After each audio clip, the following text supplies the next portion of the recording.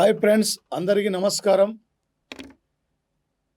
రెండు తెలుగు రాష్ట్రాల్లో వివిధ పోటీ పరీక్షలు రాయబోతున్న రాబోయే రోజుల్లో కాబోయే ఉద్యోగస్తులందరికీ ఈ daily current affairs, Plato current affairs వింటున్న విద్యార్థులందరికీ మరొకసారి నమస్కారం. రేపు సెప్టెంబర్ ఎండింగ్ లేదా అక్టోబర్లో ఏ మూమెంట్లోనైనా రెండు రాష్ట్రాల్లో భారీ నోటిఫికేషన్లు వచ్చే అవకాశం ఉన్నది సార్. ఒక ప్లాన్ పరంగా ప్లాన్ చేసుకొని చదవండి సార్. రెండు రాష్ట్రాలు కలిసి దాదాపు వచ్చేసి 22 లక్షల మంది అభ్యర్థులు ప్రజెంట్లీ పోటీ పరీక్షల్లో ప్రిపేర్ అవుతున్నారు. లాక్డౌన్ వల్ల, కరోనా వల్ల ప్రైవేట్ రంగం మొత్తం కూడా పూర్తిగా కొలాప్స్ కావడంతో చాలామంది యువత మొత్తం కూడా, నిరుద్యోగులు మొత్తం కూడా కాంపిటేటివ్ వైపు వెళ్తున్నారు. పోస్టులు అవి వేలల్లో, వందలలో ఉంటాయి. లక్షల్లో అప్లై చేస్తున్నారు. లక్షల మందిలో మనం ఏడ ఉంటామో, మనం ఏడ ఎగిరిపోతామో మనకి అర్థం కావాలి సార్. 2.5 గంటలు కష్టపడితే నువ్వు, నీ కుటుంబం రేపు 36 ఏళ్ళు యొక్క గవర్నమెంట్ సర్వీసులో ఉండొచ్చు. అందుకే రేపు ఈ పోటీ పరీక్షల్లో ఆల్రెడీ రైల్వే శాఖ షెడ్యూల్ ఇచ్చేస్తుంది. డిసెంబర్లోనే ఆల్ ఎగ్జామ్స్ కూడా కంప్లీట్ చేసుకోబోతుంది.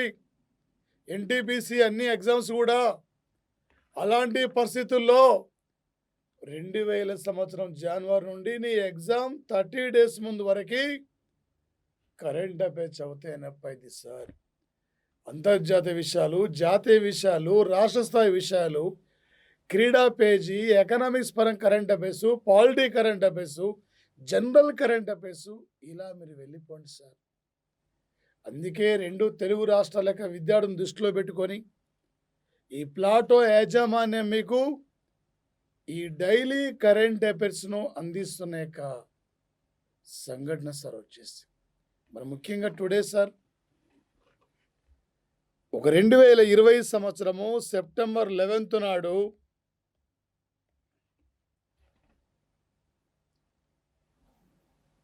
రష్యా క్యాపిటల్ మాస్కో నగరంలో ఇండియా విదేశాంగ మంత్రి సుబ్రహ్మణ్యం జయశంకర్,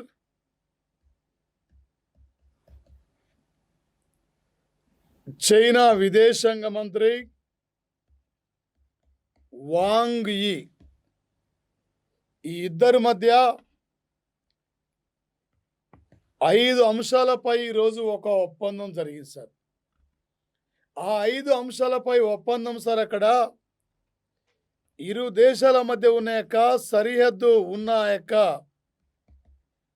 సరిహద్దు ప్రాంతాల్లో ఉద్రిక్తత పరిస్థితులను తగ్గించుకోవడం, సైన్యాలను వెనక పిలుచుకోవడం, 1993, 1994 యొక్క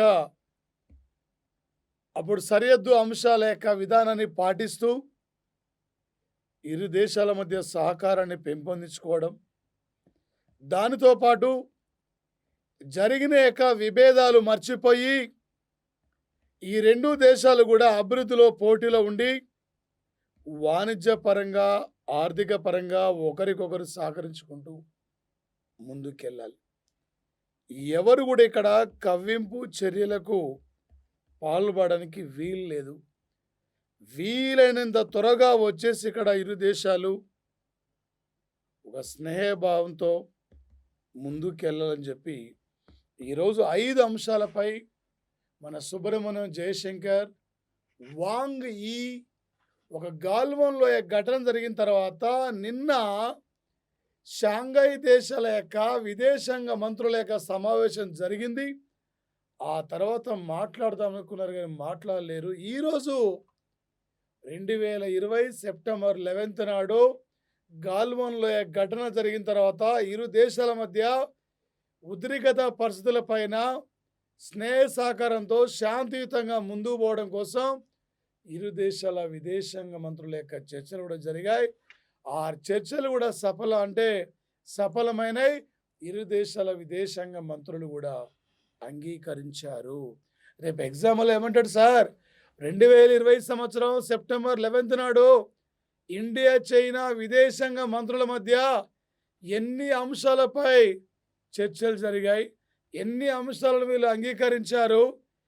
అంటే గాల్వాన్ లోయ ఘటన జరిగిన తర్వాత ఇరు దేశాల విదేశాంగ మంత్రులు ఏ నగరంలో శాంతి చర్చలు నిర్వహించారు. ఈ టైపులో రేపు ఎగ్జామ్‌లో అడగబోతున్న యొక్క అంశాలు మనకి ఇక్కడ నుండి ఉంటాయి సార్.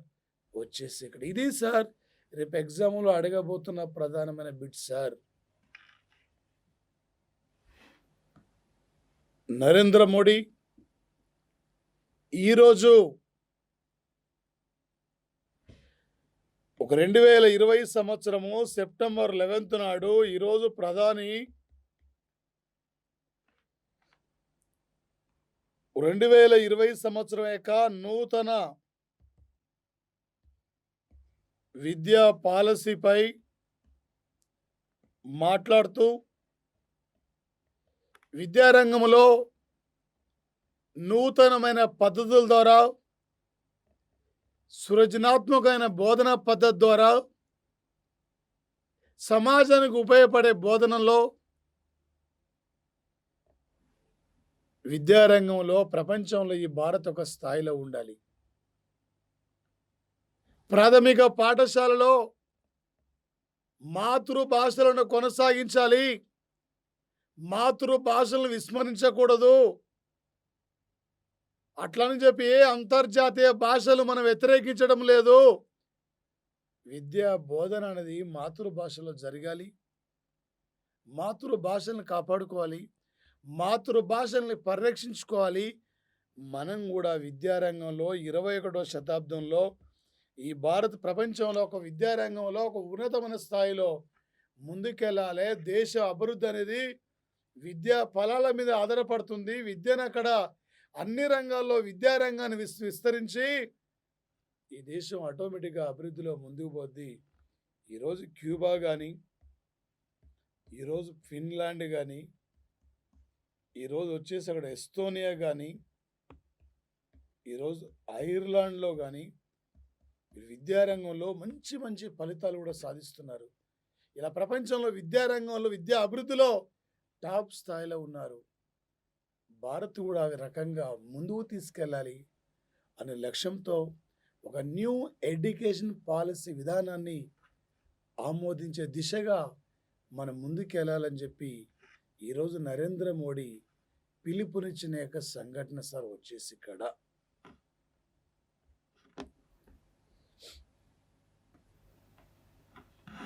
సార్ 2020 సంవత్సరము సెప్టెంబర్ 11 నాడు అమెరికా అధ్యక్షుడు చైనా నుండి వస్తున్న యొక్క 1000 మంది విద్యార్థుల యొక్క వీసాలను కూడా రద్దు చేయడం జరిగింది సార్. టిక్ టాక్ వచ్చేసి అక్కడ టాక్ను అమెరికా కంపెనీగా మార్చి మేము అమెరికాకు అనుకూలంగా పనిచేస్తామని చెప్పినా కూడా ట్రంప్ ఈ టిక్ టాక్ను పూర్తిగా మేము బ్యాన్ చేస్తున్నాను కూడా పిలుపునివ్వడం జరిగింది సార్. త్వరలో రాబోతున్న 2020 నవంబర్ 3న అమెరికా అధ్యక్ష ఎన్నికలు దృష్టిలో పెట్టుకొని ట్రంప్ వివిధ నిర్ణయాలు కూడా తీసుకుంటున్న సంఘటన సార్. వాణిజ్య పరంగా అమెరికా చైనా నుండి ఏ ఒక్క విమానాలు కూడా మా దేశంలో రావద్దని చెప్పి వాణిజ్యపరమైన, ఆర్థికపరమైన, రక్షణపరమైన అనేకమైన ఆంక్షలు కూడా ఈరోజు చైనా పైన ట్రంప్ విధించిన సంఘటన సార్. ఇలాంటి పరిస్థితుల్లో 2020 సంవత్సరం నోబెల్ శాంతి బహుమతికి ట్రంప్ నామినేట్ కావడం జరిగింది సార్. ఎందుకంటే 25 ఏళ్ల నుండి ఇజ్రాయిల్, యునైటెడ్ అరబ్ ఎమిరేట్స్ల మధ్య పచ్చి అగ్గి అంటే మంటలో పచ్చిగడ్డి వేస్తే ఎలా బగ్గుమంటుందో అలాంటి పరిస్థితి ఉండేది. అలాంటి సిచ్యువేషన్లో ఇరు దేశాల మధ్య శాంతి అంటే వచ్చేసి ఒక స్నేహ సంబంధాలని పెంపొందింపజేయడంలో తను మధ్యవర్తిగా ఉండి ఈ సంబంధాలను శాంతియుతంగా ముందుకు తీసుకెళ్లడంలో ఒక ప్రధానమైన పాత్ర పోషించాడు గనుకనే ఈయనకు నోబెల్ శాంతి బహుమతికి నామినేట్ అయ్యాడు. గతంలో అమెరికా అధ్యక్షులు నోబెల్ శాంతి బహుమతి తీసుకున్న వాళ్ళు Franklin Theodore Roosevelt, Ronald Reagan, Hussein Barack Obama ఇలాంటి వ్యక్తులకు నోబెల్ శాంతి బహుమతులు వచ్చినాయి. ఈసారి మాత్రం 2020లో ఒక అమెరికా అధ్యక్షుడు ఈ బహుమతికి నామినేట్ కావడం జరిగింది సార్. ఈయన ఇంకా స్క్రూటినీలో ఉన్నాడు. నామినేట్ మాత్రమే కావడం జరిగింది. డొనాల్డ్ ట్రంప్ మాత్రం వచ్చేసి ఇక్కడ రేపు ఎగ్జామ్ నడుతుంది సార్. ఏ దేశ అధ్యక్షుడు 2020 నోబెల్ శాంతి బహుమతికి నామినేట్ అయ్యారు? అమెరికా 2020 సంవత్సరం సెప్టెంబర్ 11 నాడు ఏ దేశం చెందిన 1000 మంది విద్యార్థుల యొక్క వీసాల్ని బ్యాన్ చేయడం జరిగింది. ఈ టైపులో అడగబోతున్న అంశాలు ఉంటాయి సార్ ఇక్కడ నుంచి. సార్ 2020 సంవత్సరము సెప్టెంబర్ 11 నాటికి అమెరికా దేశంలో న్యూయార్క్ నగరంలో వరల్డ్ ట్రేడ్ సెంటర్ పై ఒసామా బిన్ లాడెన్ నాయకత్వంలో ఆల్ ఖైదా ఉగ్రవాదుల యొక్క దాడి జరిగి 19 సంవత్సరాలు కూడా పూర్తి కావడం జరిగింది సార్. సెప్టెంబర్ 11 అంటే అమెరికా గుండెల్లో భయం సార్. ఇంకా కూడా ఒక ఆసియా ఖండంలో రష్యా ప్రాబల్యం పెరిగిపోతుందని చెప్పి అమెరికా భావించి ఆఫ్ఘనిస్తాన్ అనేది రష్యా యొక్క ఆధీనంలో ఉంది. ఆసియా ఖండం యొక్క ఆఫ్ఘనిస్తాన్ నుండి రష్యా సైన్యాలను ఏదో విధంగా బయటికి పంపాలనే యొక్క లక్ష్యంతో అప్పటికి సౌదీ అరేబియా నుండి ఒక వ్యాపారవేత్తగా వచ్చి కొన్ని కుటుంబాలు అక్కడ ఆఫ్ఘాను, పాకిస్తాన్ పరిసర ప్రాంతాల్లో వ్యాపార లావాదేవీలు కొనసాగిస్తున్న సందర్భంలో లాడెన్ ఒక ప్రముఖ వ్యాపారవేత్తగా పేరుగాంచాడు. అలాంటి పరిస్థితుల్లో అమెరికా లాడెన్ దగ్గరికి వెళ్ళి లాడెన్ అనుచరులకు కావాల్సిన మిలియన్ల కొద్ది డబ్బిచ్చి వాళ్ళకు మిలిటరీ శిక్షణ కూడా ఇప్పించి చివరికి రష్యా సైన్యాలు వెళ్ళిపోయే విధంగా అమెరికా విధంగా లాడెన్ను ప్రోత్సహించింది. అమెరికా సామ్రాజ్య ఆకాంక్ష విధానానికి వ్యతిరేకంగా, అమెరికా ఇస్లామిక్ రాజ్యాలపై చేస్తున్న దాడులకు వ్యతిరేకంగా అమెరికా విధానాలను ఖండిస్తూ ఒసామా బిన్ లాడెన్ నాయకత్వంలో 2001 సెప్టెంబర్ 11 నాడు న్యూయార్క్ నగరంలో వరల్డ్ ట్రేడ్ సెంటర్ పై ఆల్ ఖైదా ఉగ్రవాదుల దాడి జరిగింది. ఈ దాడి కంటే ముందు లాడెన్ వారం రోజుల ముందే తన మకామును ఆఫ్ఘనిస్తాన్ నుండి పాకిస్తాన్ మార్చుకున్నాడు. ప్రపంచంలో ఎక్కడ ఏం జరుగుతుంది, ఎక్కడ ఏం జరగబోతుందో క్షణాల్లో కావలసిన ఇన్ఫర్మేషన్ తెలుసుకోలేకపోయినా అంటే తెలుసుకోగలుగుతున్న అమెరికా ఒక లాడెన్ దాడి ఎలా జరిగిందో నేటికి అమెరికాకు అర్థం కాని పరిశీలిస్తారు. ఇక్కడ పోటీ పరీక్షలు అడుగుతాడు సార్. 2020 సెప్టెంబర్ 11 నాటికి వరల్డ్ ట్రేడ్ సెంటర్ పై ఏ ఉగ్రవాద సంస్థ దాడి చేసి దాదాపు ఇక్కడ 19 ఏళ్ళు కంప్లీట్ అయింది. ఏ ఇయర్లో అమెరికాలో న్యూయార్క్ నగరంలో వరల్డ్ ట్రేడ్ సెంటర్ పై దాడి జరిగింది? WTO వేరు, WTC వేరు సార్. WTO అంటే జెనీవా, WTC అంటే న్యూయార్క్ నగరంలో అమెరికా ప్రధానమైన వాణిజ్య సెంటర్ సార్. ఇది వచ్చేసి ఇక్కడ ఇలా వెళ్ళిపోవాలి సార్. ఏ టైపులు అడిగినా కూడా ముందుకు వెళ్ళాలి సార్ కరెంట్ అఫైర్స్లో. సార్ ఒక 2020 సంవత్సరము సెప్టెంబర్ 11 నాడు సార్ దక్షిణ వియత్నాం రాజధాని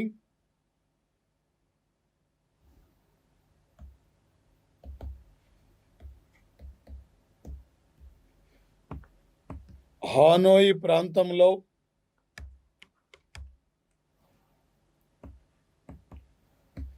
హానోయిలో సార్ ఒక తూర్పు ఏషియన్ దేశాల 10వ శిఖరాగ్ర సమావేశాన్ని నిర్వహించిన సంఘటన సార్. ఈ తూర్పు ఏషియన్ దేశాల్లో ఈ సమావేశానికి ఇండియా నుండి ముఖ్య అతిథి కేంద్ర విదేశాంగ సహాయ మంత్రి మురళీధరన్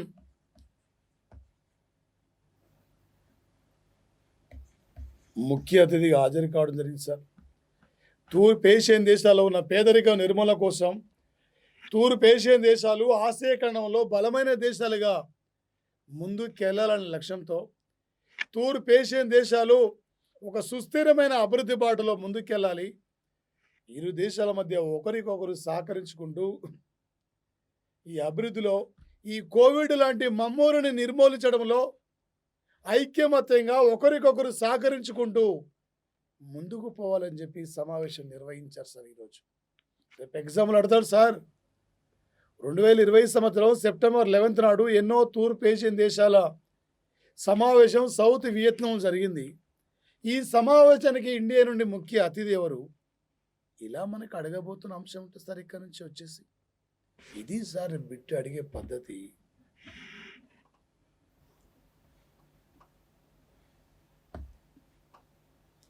ఒక 2020 సంవత్సరం సెప్టెంబర్ 10న 11th సార్, సెప్టెంబర్ 11న ఒక గ్లోబల్ ఎకనామిక్ ఫ్రీడమ్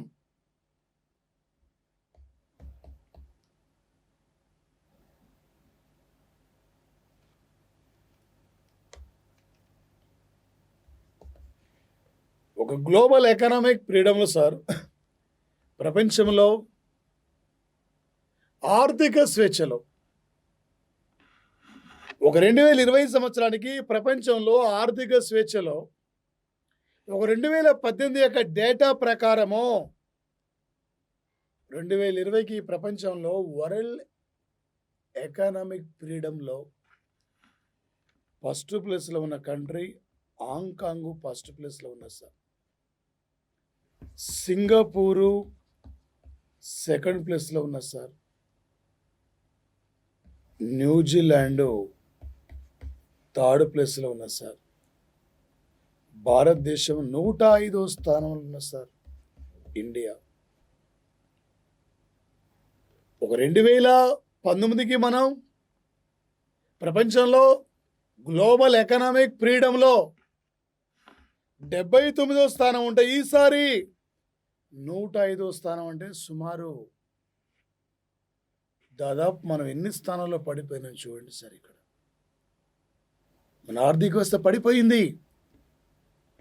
లాక్డౌన్ వల్ల, కరోనా వైరస్ వల్ల కారణం వల్ల మార్కెట్లో ఎలాంటి స్వేచ్ఛ లేకుండా పోయింది. మార్కెట్ వ్యవస్థలు పతనమైపోతున్నాయి. ఇలా గ్లోబల్ ఎకనామిక్ ఫ్రీ ఇండెక్స్లో ఇండియా ఈరోజు లాస్ట్ ఇయర్ 79 ఉండే ఇలా 105వ స్థానానికి వచ్చింది సార్. ఒక 2020 సంవత్సరానికి ప్రపంచంలో తలసరి ఆదాయంలో ఇండియా 72వ స్థానం ఉంది. ఒక ప్రపంచంలో వచ్చేసి హ్యాపీనెస్ ఇండెక్స్లో 144వ స్థానంలో ఉన్నాం. పత్రిక స్వేచ్ఛలో 142వ స్థానం ఉన్నాం. మనం ఇక్కడ ప్రపంచంలో పోటీతత్వం దేశాల జాబితాలో, గ్లోబల్ కాంపిటేటివ్ దేశాల జాబితాలో 43వ స్థానం ఉన్నాం. మన ఇంటలెక్చువల్ జాబితాలో, మేధావుల జాబితాలో మన ఇండియా 40 అంటే స్థానం ఉంది. ఇక్కడ ఇన్నోవేషన్ సూచికలో, ఆవిష్కరణల సూచికలో 48వ స్థానం ఉన్నాం. దేంట్లో ఫస్ట్ ఉన్నాం సార్? మనం పాల ఉత్పత్తుల ఫస్ట్ ఉన్నాం. దేంట్లో పోరుతున్నాం? బ్లాక్ మనీలో. ఏంది ఇండియాలో ఎన్ని కేంద్రపాలిత ప్రాంతాలు ఉన్నాయి? 8 ఉన్నాయి సార్. మన ఇన్నోవేషన్ సూచికలో ఎన్నో స్థానం ఉన్నాం? 48. ఓకే, వచ్చేసి ఇక్కడ సార్ ఏ దేశం ఇక్కడ? ఇండియా దేంట్లో ఫస్ట్ అంటున్నాం? పాలు. దేంట్లో ఫోర్త్ అంటున్నాం? Black money. ఏంది 8 కేంద్రపాలిత ప్రాంతాలు. ఏముంది ఇక్కడ? 148. ఇండియా కాక్ గురించి చెప్తున్న ఆర్టికల్ ఏది? 148. ప్రజెంట్లీ గిరీష్ చంద్ర ముర్మా ఇండియాకి ఎన్నో కాగు 14 కాగు వచ్చేసాను. ఇది సార్ బిట్టు. ఈ టైపులో గుర్తుకు రావాలి. రేపు కరెంట్ ఎకానమీ పరంగా అడుగుతాడు సార్. ఇన్నోవేషన్, నూతన సిద్ధాంతాల ఆవిష్కరణలో 48వ స్థానం ఉన్నాం. పర్ క్యాపిటల్ ఇన్కమ్‌లో 72వ స్థానం ఉన్నాం. ప్రపంచంలో పోటీతత్వం ఆర్థిక వ్యవస్థలో 43వ స్థానం ఉన్నాం. ప్రపంచంలో బెస్ట్ క్వాలిటీ పాస్పోర్ట్ ఇండెక్స్‌లో 84వ స్థానంలో ఉన్నాం. ఈ ఇండెక్స్‌ల గురించి కంపల్సరీ ఏదో ఒక బిట్ ఎగ్జామ్‌లో అడగబోతున్న అంశాలు ఉంటాయి సార్ ఇక్కడ నుంచి. సార్ ఒక 2020 సంవత్సరము సెప్టెంబర్ 11 నాడు కేంద్ర సముద్రం, నదుల, షిప్పింగ్ మినిస్ట్రీ ఒక ప్రత్యేకమైన యాప్ను ప్రారంభించింది సార్.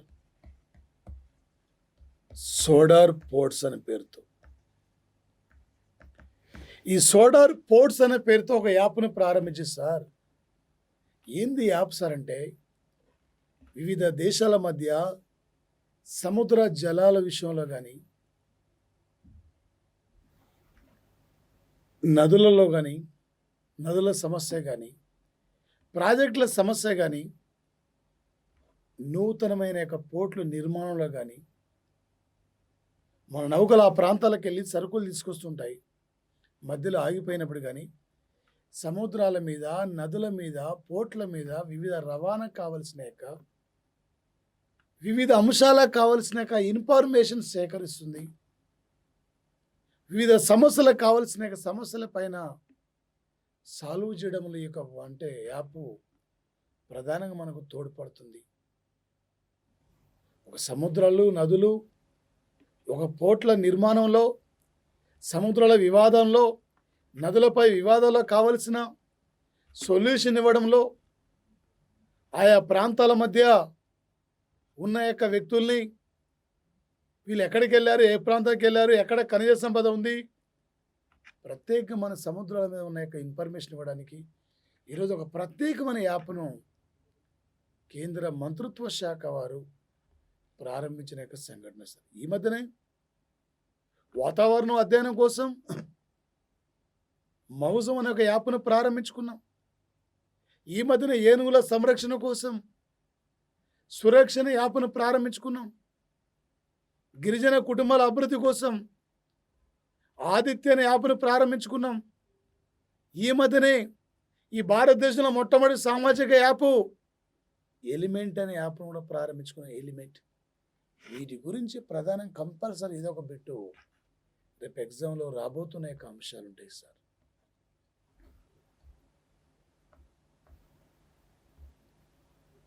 సార్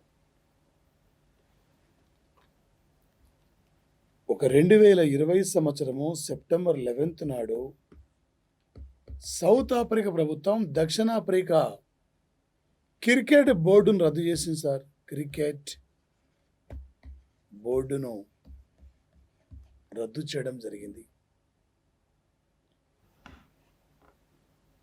2019 వరల్డ్ కప్ క్రికెట్లో కానీ, 2019లో వివిధ టోర్నమెంట్లలో కానీ, వివిధ టెస్ట్ మ్యాచ్లో కానీ ఆశించిన ఫలితాలు కూడా సౌత్ ఆఫ్రికా క్రికెట్ జట్టు సాధించలేకపోతుంది. ఈ సౌత్ ఆఫ్రికా క్రికెట్ జట్టులో క్రీడాకారులను ఎంపిక చేయడంలో అవినీతి అక్రమాలకు తావుగా నిలిచింది. అందుకే ఈ క్రికెట్ బోర్డు నిషేధించారు. గతంలో ఇదే విధంగా జింబాబ్వే, ఇదే విధంగా నేపాల్ యొక్క క్రికెట్ బోర్డులను నిషేధిస్తే, ఆ ప్రభుత్వాలు ఆధీనం తీసుకొని నిషేధిస్తే అంతర్జాతీయ క్రికెట్ కౌన్సిల్ వీటిని రద్దు చేసింది. తర్వాతకి ఆ ప్రభుత్వాలు అనుమతి ఇవ్వడంతో మళ్ళీ వాటిపైన నిషేధాన్ని కూడా ఎత్తివేయడం జరిగింది. ఇప్పుడు ఎగ్జామ్లు అడుగుతాడు సార్. 2020 సెప్టెంబర్ 11 నాడు ఏ క్రికెట్ బోర్డు రద్దు కావడం జరిగింది? ఇలా మనకు అడిగే అవకాశం ఉంటుంది sir.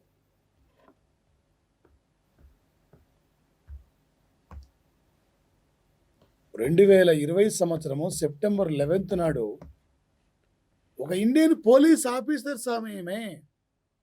Indian police officer Poonam Poonam Khatri అనే యొక్క ఈమె ఉష్ క్రీడలో 75 కేజీల యొక్క విభాగంలో ఈ భారతదేశానికి ఇరానీ క్రీడాకారిణి చేతిలో ఓడిపోయి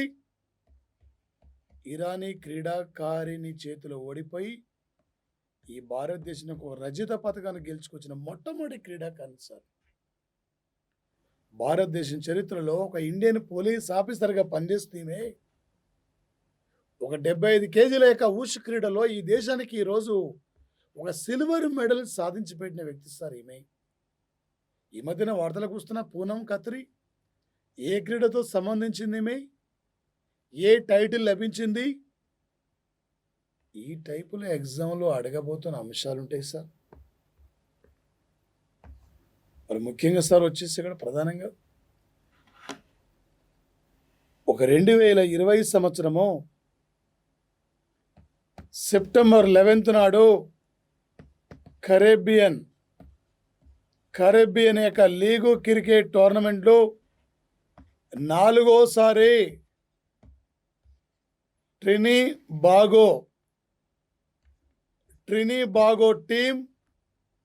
ట్రినిబాగో యొక్క జట్టు 4వసారి కరేబియన్ లీగ్ టైటిల్ గెలిచింది సార్.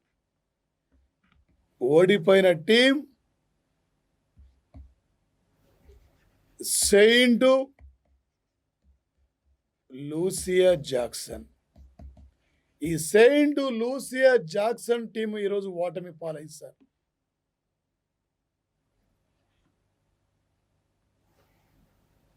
ఈ టోర్నమెంట్లో ఒక ట్రినిబాగో జట్ టీముకు నాయకత్వం ఇచ్చింది కెప్టెన్ కిరణ్ పోలార్డ్ సార్. ఈ కిరణ్ పోలార్డ్ నాయకత్వంలో జట్టు విజయం సాధించింది. ఈ టోర్నమెంట్లో man of the match Simpson sir. Man of the match Simpson. అదేవిధంగా సార్ వచ్చేసి ఇక్కడ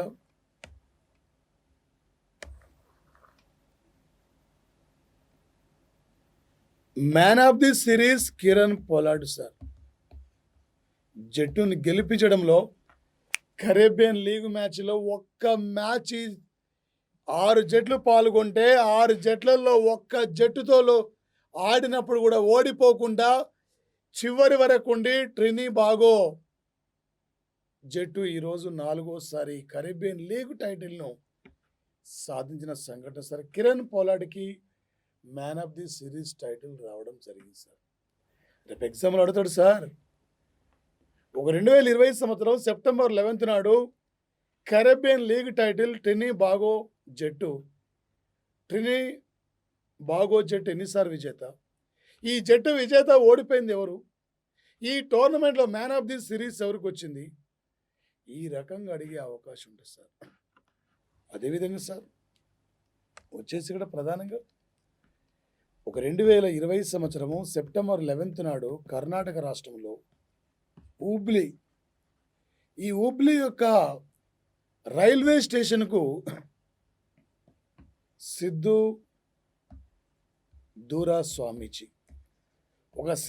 దూరా స్వామీజీ అనే యొక్క పేరును కూడా ఈ రాష్ట్ర ప్రభుత్వం ప్రకటించుకున్న సంఘటన సార్. హుబ్లీ ప్రసిద్ధిగాంచింది సార్. ఇక్కడ ఒక ప్రముఖమైన స్వామీజీ ఆధ్యాత్మికవేత్త సార్. ఈయన పేరు పెట్టుకోవడం జరిగింది సార్ ఇక్కడ. మరి అదేవిధంగా సార్ 2020 సంవత్సరం సెప్టెంబర్ 11 నాడు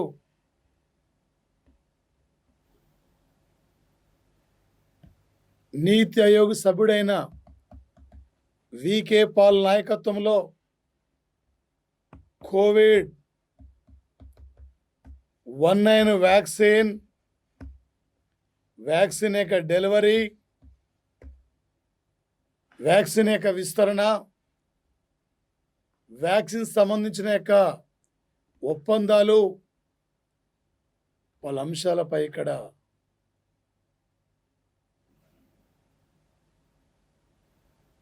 దానికి నాయకత్వం వహిస్తున్న వ్యక్తి సార్ కోవిడ్ వ్యాక్సిన్.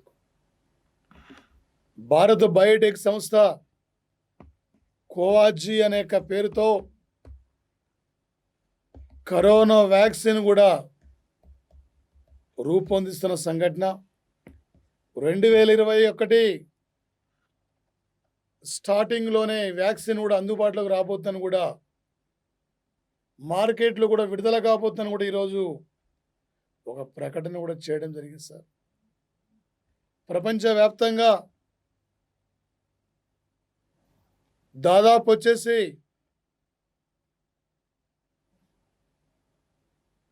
30 దేశాలు తీవ్రమైన కృషి చేస్తున్నాయి వ్యాక్సిన్ ఇక్కడ తయారీలో భాగంగా.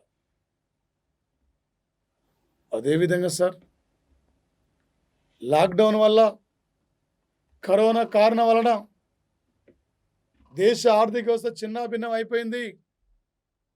అలాంటి పరిస్థితుల్లో బ్యాంకుల దగ్గర రుణాలు తీసుకున్న రుణగ్రహీతలు వడ్డీలు చెల్లించలేక, బ్యాంకులకు అప్పులు చెల్లించలేక ఇబ్బందులు ఉన్న సందర్భంగా కేంద్ర మాజీ భారత కంట్రోలర్ ఆడిటర్ జనరల్ రాజీవ్ మహర్షి నాయకత్వంలో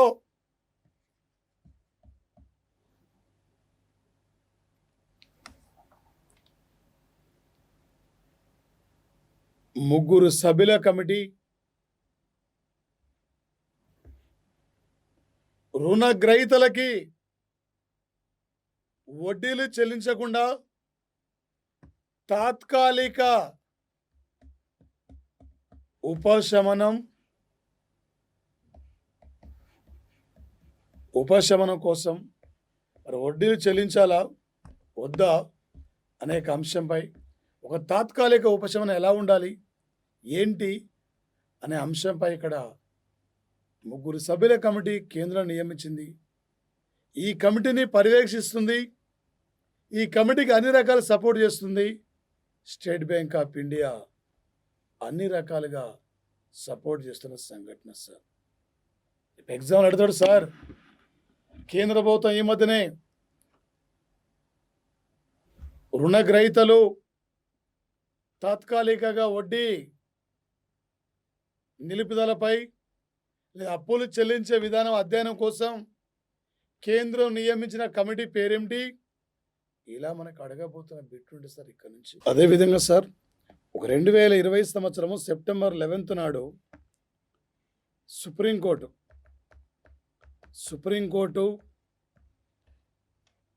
వెస్ట్ బెంగాల్, ఒడిషా, తెలంగాణ,